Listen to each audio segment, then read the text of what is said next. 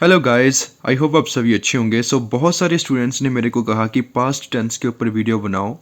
And मैं आपको बता दूं कि इस टेंस को समझना बहुत ही ज़्यादा ज़रूरी है। पहली बात तो आपको सभी टाइप्स के जितने भी टेंस होते हैं आपको आने चाहिए, बट जो पास्ट टेंस होता है ना, ये भी बहुत इंपॉर्टेंट है। हम इसको इग्नोर बिल्कुल नहीं कर सकते। ये इंपॉर्टेंट क्यों है? बिकॉज रीडिंग के जो पैसेजेस होते हैं उसमें पास्ट में इंफॉर्मेशन दी होती है।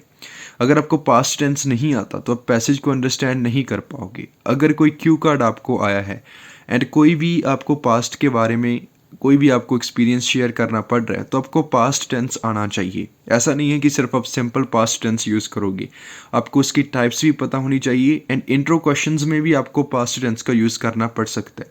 एंड एग्जामिनर्स भी देखते हैं कि आपको सभी टाइप्स के जितने भी टेंस है वो आते हैं या नहीं, क्या आप डिफरेंट सेंटेंसेस यूज़ कर सकते हो या नहीं। ग्रामर को सीखना बहुत ज़्यादा ज़रूरी है। आपको मैं बड़े ही सिंपल वे में इस चीज़ को समझाऊंगा एंड वीडियो को एंड तक देखना, आपका इंटरेस्ट भी बनेगा एंड आपको ये डिफ़िकल्ट भी नहीं लगेगा। पास्ट टेंस होता क्या है? पास्ट से हमें क्लियर है कि जो पास्ट में चीज़ें हुई हैं, एक तो होता है सब्जेक्ट, एक होता है वर्ब, एक होता है ऑब्जेक्ट। ये तीन चीज़ों की हमें ज़रूरत होती है जब भी हमने कोई सेंटेंस बनाना है। एंड डिपेंड करता है कि वर्ब की हम कौन सी फॉर्म यूज़ कर रहे हैं, ये टेंस के ऊपर डिपेंड करता है। सब्जेक्ट ऑब्जेक्ट का तो हमें पता ही है।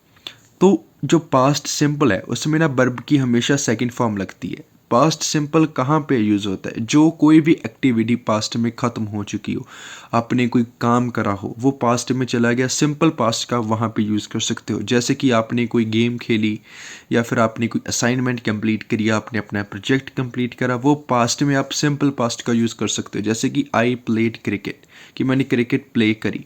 बट एक चीज़ का यहाँ पे ध्यान रखना है आपको, इस चीज़ को ना ध्यान से समझो। स्टूडेंट्स सबसे बड़ी मिस्टेक करते हैं स्पीकिंग के एग्ज़ाम में। जब हम डिड नॉट का यूज़ करते हैं मीन्स नेगेटिव वे में, एक पर्सन तो कह रहा है कि मैंने क्रिकेट खेली, एक कह रहा है मैंने नहीं खेली, इसकी सेंटेंस फॉर्मेशन में ना डिफरेंस होगा।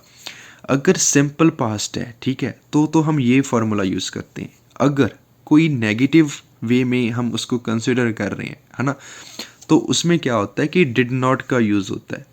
यहाँ पे डिड नॉट का यूज़ होगा, सब्जेक्ट के बाद डिड नॉट आएगा, उसके बाद वर्ब की यहाँ पे फर्स्ट फॉर्म आएगी। यही सबसे इंपॉर्टेंट चीज़ है। मिस्टेक क्या होती है, स्टूडेंट्स यहाँ भी वर्ब की सेकंड फॉर्म लगा देते हैं एंड वो गलत हो जाता है। जब भी पास्ट टेंस में आप डिड नॉट का यूज़ करते हो तो वर्ब की फर्स्ट फॉर्म आएगी।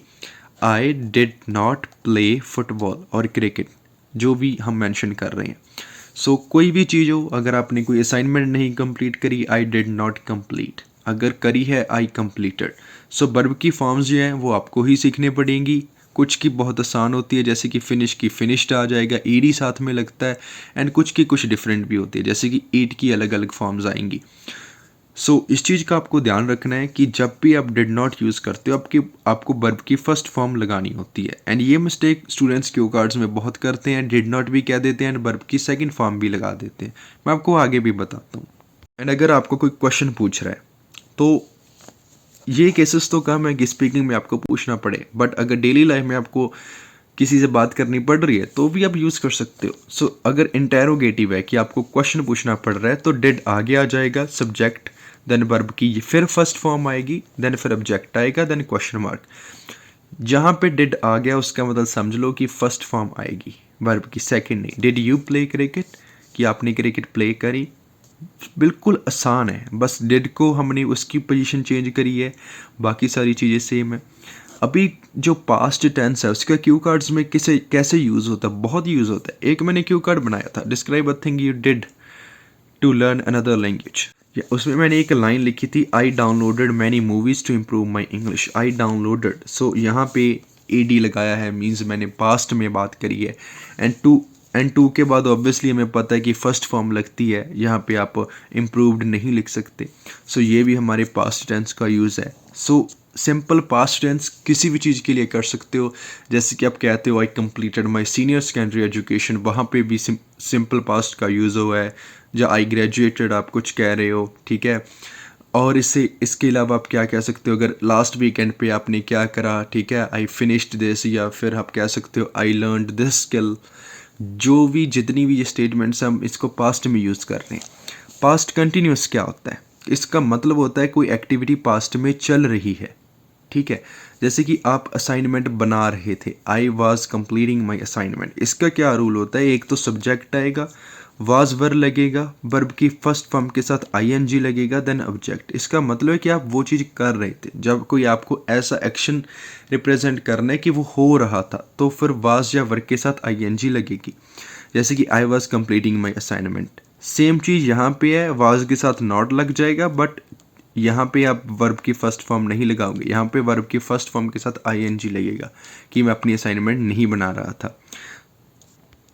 एंड इंटेरोगेटिव में वाज वर आगे आ जाएगा, सब्जेक्ट वर्ब की first form ING and then object. Were you playing cricket, जितनी भी हमें अभी ये फिगर आउट करना है कि वाज किसके साथ लगता है, वर किसके साथ लगता है। वी दे यू के साथ वर लगेगा, ही शी आई इट के साथ वाज लगेगा। I was, he was, she was, it was not working, it was very hard for us, and she was working, she was working, he was working, I was working. So सभी चीज़ों के साथ ING लगेगा, but make sure करो कि verb की first form के साथ आईएनजी लगता है। एंड इसका क्यू कार्ड में भी बहुत यूज़ होता है। सो कॉमन सी बात है, अगर आपको ये दो चीज़ें भी आती है ना, तो काफ़ी हद तक आप अंडरस्टैंड कर सकते हो। सो मैंने तो सिर्फ आपको आज सिर्फ ये दो चीज़ें बताई हैं। This is part 1। तो पार्ट 2 में हम सीखेंगे पास्ट परफेक्ट कंटिन्यूस। सो आप खुद बताओ आपको कितने मिनट सीखने को लगे। सिर्फ 5 से 10 मिनट में आप इसको समझ सकते हो, अपनी नोटबुक पे लिख सकते हो, एंड देन फिर आपने प्रैक्टिस करनी है। एंड जो भी आपके पास आर्टिकल्स है आपने फिगर आउट करना है कि कौन कौन सा टेंस उसमें यूज़ हुआ है। आपकी इतनी ज़्यादा प्रैक्टिस हो जाएगी, आप बहुत ज़्यादा फ्लुएंट हो जाओगे, एंड आपको बिल्कुल भी प्रॉब्लम नहीं आएगी।